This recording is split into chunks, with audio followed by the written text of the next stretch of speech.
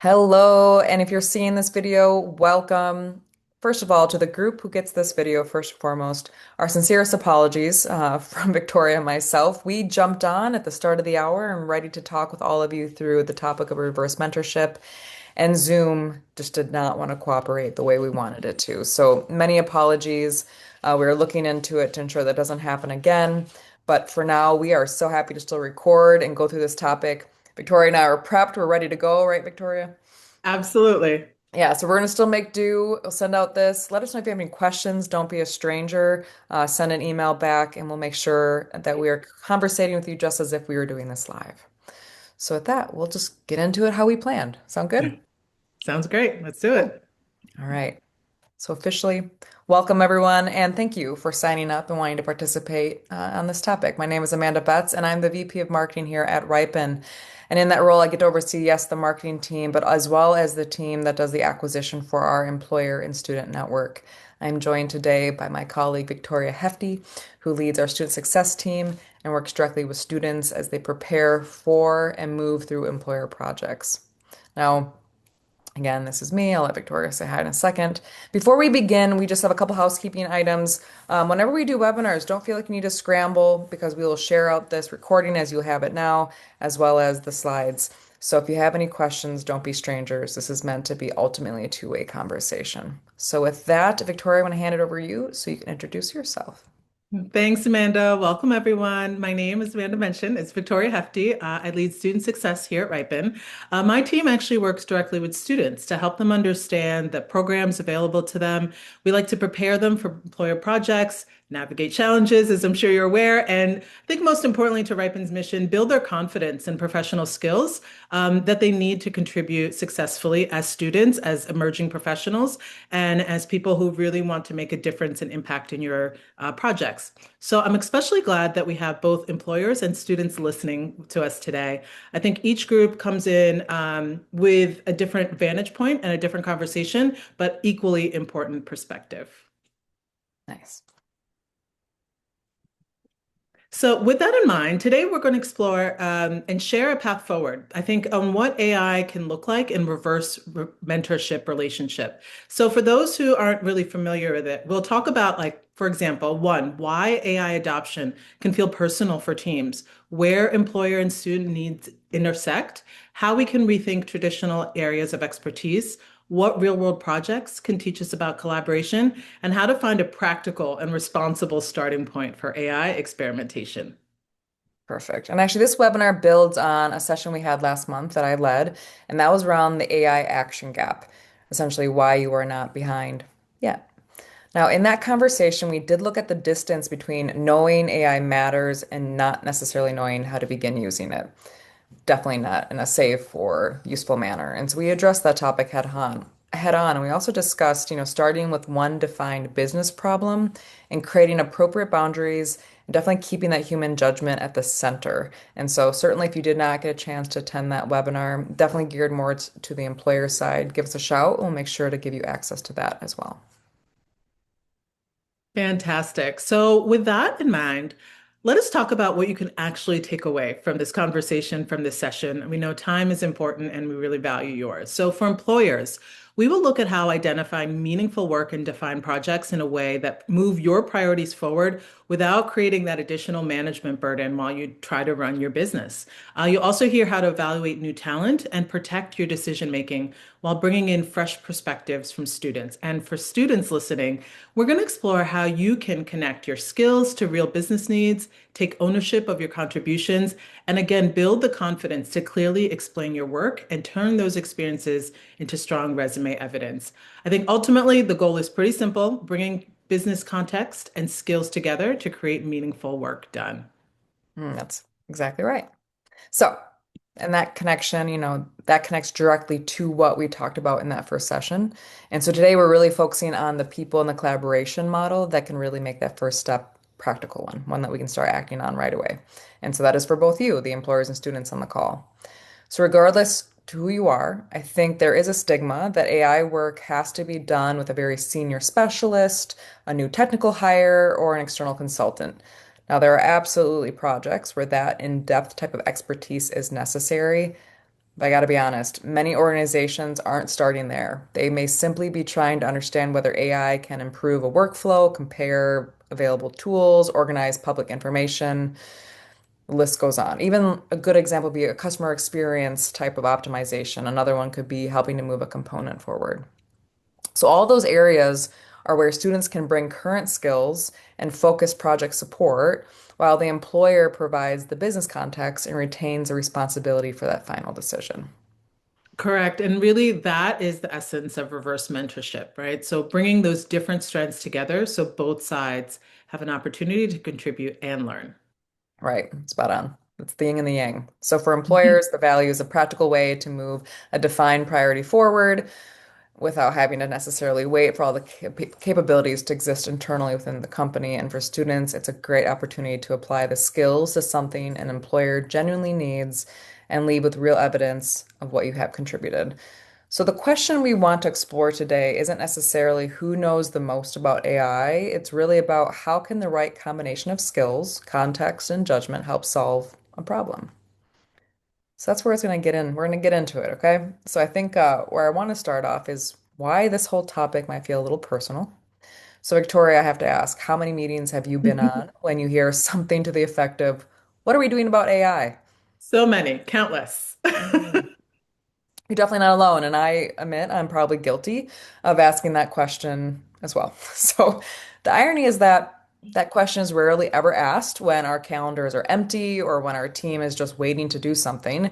It typically arrives when we're already serving customers, moving products forward, hitting targets, essentially juggling many plates in the air and trying to finish work that maybe didn't get completed previously. So we may already have people experimenting with AI within our teams, I guarantee it. We may see several areas where it could help, but the challenge is often finding the time and the focus to support the investigation of those possibilities. Yeah, and I think from my perspective, I think the question, what are we doing about AI, is really the starting point for several other equally important questions, such as what is actually worth testing? How can we take this on? How do we know whether the result is accurate enough for us to use? I think anyone that uses AI always has that in the back of their mind. Can the work move forward without becoming another responsibility to oversee and manage? And ultimately, where does human judgment need to remain in control? Yeah, yeah, good point. I could not agree more. So, Mhm. for those of us leading teams and organizations, there may also be more of a personal concern underneath those practical questions that Victoria just went through. We may wonder whether we are expected to understand the technology that seems to change every single week, or we may hesitate to ask basic questions because we are the person everyone expects to already have that direction or answer. So at the same time, we remain responsible. We, being the employer side, we remain responsible for the customer, the data, the brand, and the consequences if the decision ends up not being right. That is why caution is not a sign that employers are resistant to change, but more so it is often a sign that responsibility is definitely real and at the surface. And Victoria, we have to assume students are probably entering the same environment with their own perspective. Oh, they definitely are. So students are, I always say like they're barrage. They are hearing that employers value AI skills, and many are developing their own skills through coursework, maybe independent learning or their own experimentation. I know students, just like adults, often end up using AI every single day. But what they may not have yet is that opportunity to actually apply those skills to someone, to work or someone, right, that has a customer, maybe an organizational goal and a real consequence. So a student may be comfortable using AI for research, data, coding, design. It can be really fun and creative. But I just want to be clear, that does not mean students automatically understand how a particular organization may define quality, which information is sensitive, what could count as a serious error, and I think ultimately what the customer needs. And I also think there can be pressure on students to appear more confident. Confidence is important, but we don't want imposter syndrome than they actually feel. So, for example, a student may worry that saying, I've used this tool, but not for this kind of problem, will actually cause an employer to maybe question what else they contribute. So, if you're a student, I think listening today, you may recognize that tension. So, for example, a tension of being able to name the platforms you know, but not having an experience that show you approach the problem, made decisions, and maybe produce something that the employer or another person can use. I always like to say, I think what students are looking for is not simply another place to practice AI. They can find plenty of those. I think what students really want is an opportunity to show that they can understand a problem, take responsibility for contribution, and deliver something that matters so much more beyond the classroom. Perfect. And I think ultimately that is where these two experiences meet. Employers have priorities that need to move forward, but we may not always have the internal bandwidth to investigate every possible or possibility ourselves. And students are going to have the relevant skills of the here and now and are looking for a credible setting in which those skills can become visible and useful. Okay. So I'll take a quick pause because if you're listening still with us, I'm about to get into some data. And Mhm. I love data, Victoria. I love it. Help validates and helps bring forward the whole topic. But I want to make sure it takes a moment because we're about to spit some numbers, and don't worry, we'll put them up on the screen. The first thing I want to call out was actually the Microsoft's 2026 Work Trend Index survey, where it surveyed 20,000 AI users across 10 different countries. And it found that 65% feared falling behind if they did not adapt quickly. And at the same time, 45% said they felt safer to focus on current goals than to redesign the entirety of their work with AI. Whereas 13% said that they were rewarded for reinvention when the initial result did not meet expectation. So essentially, this captures a tension, we keep using that word, that many people can recognize or feel connected to. The pressure to act is real, it's there, but the room to experiment responsibly can sometimes feel really limited. Okay, so let that kind of sit as one main point. The second one I want to call out here is going to be that students are experiencing a related gap. Okay. The Digital Education Council's 2026 global survey drew on more than 27,000 active student responses, and only 15% of those students said AI was integrated into their coursework. It's very few. Okay. And students may be encountering AI in their personal life or in some courses, but many are not yet receiving enough opportunities to apply it under workforce conditions. So Ripen's research, because we do our own, we have a fantastic research team, also found that a little over 76% of the employers prioritized AI skills, while 42% had not considered student-supported projects or Ripen as a part of their AI strategy. Oh my gosh, such a missed opportunity. Let's do it. So the Mhm. interest exists on both sides, but it's not always connected through practical work. Okay. So I'm just putting these data points out there to understand why we're bringing this topic forward because it's so important. That reverse mentorship gives us a way to connect those needs, right? It allows employers to define that business priority, retain that responsibility for the outcome, while inviting students to take on work that can help move that priority forward.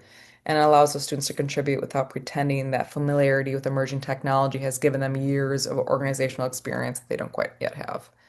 So the mindset shift that we have to consider is going from I'm not, I am the expert to really moving to someone else is the expert. It is believing that one person must know everything to recognize that that different people can bring the knowledge of a particular problem required. So, like, we can all come together. It doesn't take one person to know one thing to solve it. We can all be pieces of that puzzle. Okay, that was a lot. Still with me, Victoria? That was numbers. Oh, yeah. Still Okay. here. So we're going to dig in a little bit in terms of like how does this kind of model we're talking about affect each audience? Okay, so once we start thinking about expertise this way, that it's a joining of skill sets, it also changes how we think about the work that needs to get done.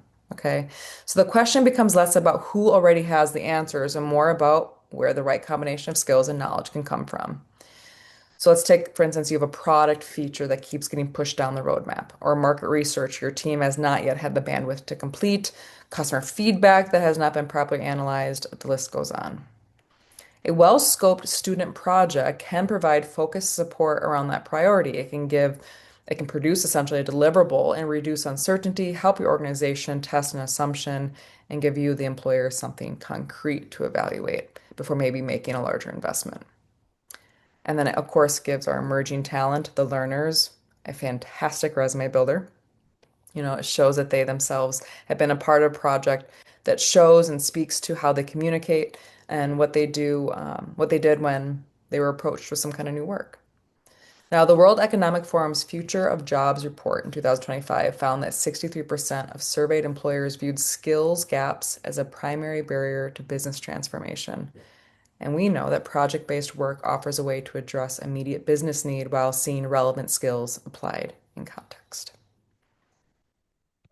Thank you, Amanda. And for students, I think the value isn't simply being able to say that they worked or participated in a project. So it's really being, again, able to show what they were responsible for and what their contribution actually helped accomplish. So, for example, after a strong project, we believe students should be able to explain the underlying business problem, or as we call it sometimes, the business challenge or the employer challenge.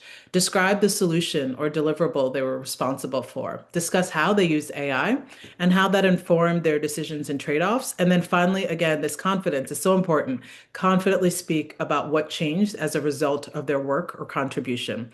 I think in totality, these capabilities become useful for students, whether they're preparing for an interview, deepen their portfolio, update their resume, or just even have a conversation with an employer. They also give students real evidence, not just a claim. That's super important. And I think this claim is important because it's about what they can, it shows that they can work through uncertainty, ambiguity, all of these things that are so difficult, but you need actual experience to do that and produce something that another person or an organization can use. And just as importantly, these contributions can create an employer relationship based on work that the employer has actually seen. They also need evidence as well, because I think now employers now have a way to see how the student communicates, how they collaborate and follow through on a commitment. And I think the ultimate value is not only a stronger student experience, we want that, especially from student success, but we want a more meaningful connection with the employer that is based on the work that a student has actually done. And I think ultimately, did that lead to a stronger business result for the employers? Sure. And I think ultimately, you guys, that's what we're talking about is that is the practical advantage of reverse mentorship, right? I have you here open the screen of just this is what the employer brings, and then this is what the student brings, and it connects the two needs that already exist. That relationship produces a great business result while giving the student something meaningful to show of their work. And that is what we want to advocate for when we talk about reverse mentorship and that shared knowledge. Okay.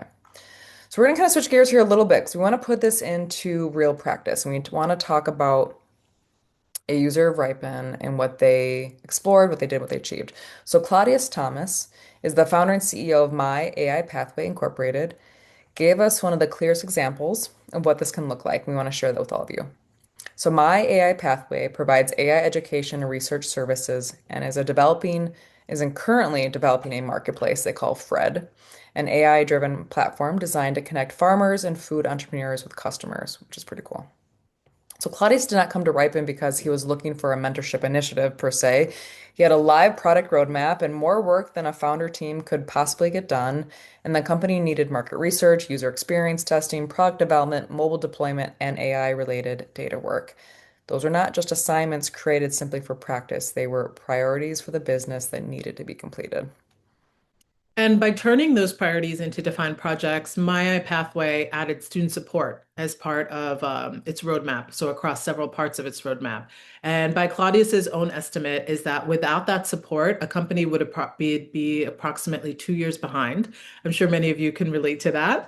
And that was his assessment of My AI Pathways experience, not a promise that every project would produce the same result. So I think his experience shows what focused project support means to this particular business. So his expectation for the project is straightforward. So the business receives the deliverables that we agreed upon, but the students have responsibility for determining how they approach that defined problem. And the business outcome comes first because there has to be a genuine need to address. And I think the student experience then also becomes valuable because the work is connected to an active product, a customer, an outcome that the company intends to. It's not just a simulation. So, in all honesty, students can tell when the work matters. It shows up in how they actually do and deliver the work. For sure. I think we can all probably relate to that. I think we all work a Yeah. little bit harder when we know that the work we're doing actually matters. So definitely. So when a contribution supports an active product, a customer experience, or a business decision, students have a clear reason to take responsibility. I think that is understood. And that they feel like their methodology matters. And their ability to verify an AI output also matters. Their ability to explain why they selected an approach matters because someone is going to evaluate and use those results end of the day. So I think this gives the students, and it gave the students definitely for this project, a stronger professional story to carry forward. So instead of saying I completed an assignment involving AI, they can say now I worked on a defined business project, handled a specific contribution, and I went on to explain how my work helped that employer move something forward. And that's pretty cool. I think so too. And I think Claudius also gives students the problem and the intended outcome, but then it challenged them to use those current tools, think creatively. Yeah, I can't say that word right now. Creatively. There we There go. we Creatively.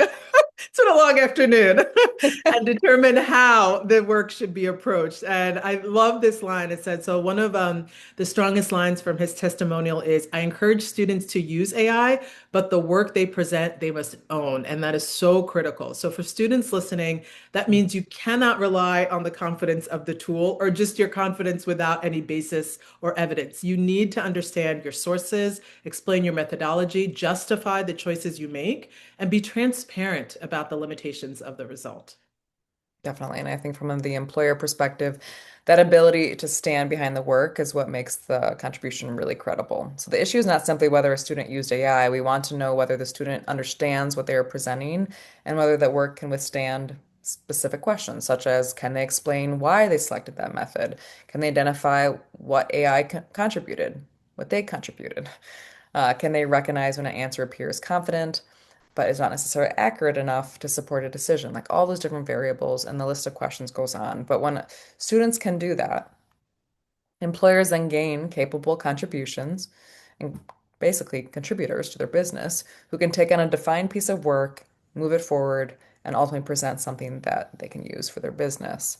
So the employer receives a stronger work because the student is expected to think, explain, and stand behind the result, and the student gains that stronger professional evidence because the employer genuinely needed the contribution.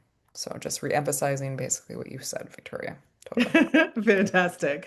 So, I think one of my AI Pathways projects makes that shared value especially clear. So, Fred Marketplace grew out of a community need. And so, to give some background, Claudius had encountered farmers whose crops were often sold through informal WhatsApp groups. We've all been there. He wanted to create a digital platform that would help farmers and food entrepreneurs reach a broader market. But one of the things that made this particular product different was its ability to recognize the different names, uses for the same product. And so that meant customers could use, let's say, a familiar regional or community term and still not find the right crop and the farmers who grew it. And again, I think we can all experience that from coming from different backgrounds, regions, you name it. Oh yes. And I think the my AI pathway initially tested a general purpose AI translation service, if I recall, and it produced essentially some not so great, basically significant errors. For example, the term, I'm going to say this so And wrong, we do. uado, Yeah. should have led the system to jute leaves, but the tool returned cucumber. So the technology produced a confident answer, but it did not understand the language and agricultural tech context behind the word, which, for example, this is why I couldn't say that word. I believe it's Nigerian. But yes, a little difficult, and I feel for it. But that's the problem, is it provides an answer doesn't necessarily mean it's right. Yeah. And so my AI pathway then posted a defined project through Ripen and worked with a group of students to create the data set needed for more accurate, dialect-aware features. So Claudia's brought the product vision, customer knowledge, language context, and definition of what an accurate result needed to be accomplished, while the students brought the technical skills and focused project support to structure the data, test that information, and turn that business requirement into a usable product asset, which is pretty neat. Yeah, and I think on this particular project, the students also completed the agreed upon deliverables, right? That's one of the main things. And Claudia said that the resulting data set now forms the basis of the dialect-aware language capability that the company is actually developing. So the project helped move an important product component forward. So it also turned, I think, an unresolved AI problem into a product asset that supports the company's roadmap. And so for the student, it created a much more stronger professional story than I used AI to make this problem better. They Mm. can actually now explain why the company was facing this problem, what the problem actually was in and of itself, why the original AI approach was not working, why it wasn't sufficient, how community-specific information changed that solution, what that student themselves was responsible for, and again, how their work contributing to the resulting data set, and then maybe the important decisions that were made after. And so they were not just simply participating in something AI related. They weren't just doing AI. They were actually contributing to a genuine product need while bringing their own technical skills, their own research, experimentation, and problem solving to the work itself. And the one thing I want to address, so we're going to talk through a couple more slides before we wrap up, but I think it's really important to talk about how we add support with adding burden. So the one takeaway I want to make sure we lean on from this story about my AI pathway is it addresses a very practical employer concern we hear often, and this is, will this help move the work forward, or am I just going to create another project in which I have to manage? And I get it, okay? The key is a clear project brief, right? When employers define their problem, define that desired outcome, deliverables, and available information and quality standard, you have to be very clear on that. From there, capable students can determine how to approach the work and move it forward without requiring step-by-step direction or handholding. Employer involvement can then focus where they add the most value, which is clarifying the business objectives, providing organizational context, making decisions where risk or judgment should belong with the organization. And that structure allows a student to participate to become useful support rather than another management risk. Exactly. And I think from the student side, a clear scope helps students contribute much more independently because they're not spending time trying to figure out what the employer needs. And I think especially when students understand the program, I mean the program itself, right? The Mm. problem, the goal, the boundary, so important, and how the final work will be evaluated, they can actually focus on doing the work. And I think that means that they can bring forward their own progress, better, more informed questions, decisions and recommendations, again, instead of waiting for someone to assign every next step. Micromanaging isn't fun for either the manager themselves or the person being managed. And I think the independence is important, but that said, that independence still comes with accountability. And students really need to, again, be transparent about how AI was used, verify their sources of information, explain their methodology. How did they arrive at this conclusion? Not only what is it, but why? Talk to me about how we got here and Mhm. identify where uncertainty remains. And sometimes I think the most thoughtful contribution may actually be a recommendation not to use AI for a part of the process. So, for example, when the information for, either you, the client, or maybe for some of your customers is just too sensitive to share, or if you're not sure, that's sometimes good enough to not do it. The result is not reliable or consistent enough. We know AI sometimes has that issue across any AI tool, and a person still needs to own the final decision. So maybe that decision needs or requires human judgment. And so I'm going to take a step back and say the goal for students is definitely not to introduce as much AI as possible. We don't just want you to throw it in there just to throw it in. The real goal is to help employers move the work responsibly, sometimes with AI and other times without it. I will say that distinction really does matter. From an employer perspective, success is measured by whether the project moved a priority forward. Did it produce the agreed deliverables? Did it reduce uncertainty? Did it give the organization something it could use, actually act on? Did it help advance the next stage of a roadmap or whatever it might be? So for Claudius's example, the expectation that students use AI but stand behind their work is a practical expression of what we like to call here at Ripen the human in the loop model. Our impact report spoke about that earlier this year. AI may assist with research, analysis, coding, and drafting, and the like. The student still needs to evaluate the result, explain the reasoning, identify the limitations, and respond to questions, the human part. So back to that Microsoft 2026 research I commented on before that found that 86% of surveyed AI users viewed AI output as a starting point rather than a final answer, said they remained responsible for the thinking. Respondents also identified quality control and critical thinking as human capabilities, becoming more important as AI takes on more residual work. And I think that's a very useful standard for students because it means students are not just sort of being evaluated on whether a tool happened to produce the expected answer, but they're showing whether they can think critically, make decisions, explain their process, and take responsibility for the result. And I think it's fair to say that those capabilities will continue to matter even as the platforms, the tools, or the trends change. I think it's fair we get to the point where we want to talk about finding the right starting point. So for my pathways, broader experience, it also showed that there is no single type of AI project and no permanent level of readiness. So students supported the company through market research, the user experience testing, some product development, and so forth, the language data work, as we mentioned.